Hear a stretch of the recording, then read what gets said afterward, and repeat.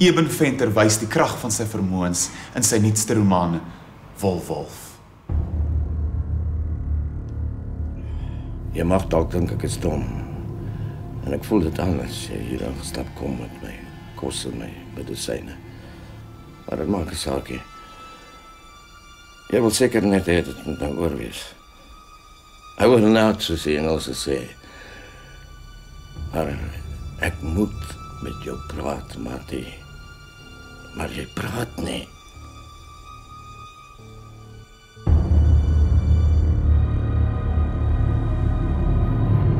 Wolf is nou beskikbaar. En op daardie noot, nou is dit tyd vir vars gedruk se top 5 van die week.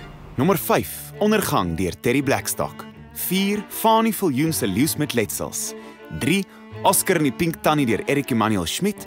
Nommer 2, Danda deur Chris Barnard en die week se nommer 1 aan die stuur deur Brand Pretorius. Lekker lees met vars gedruk.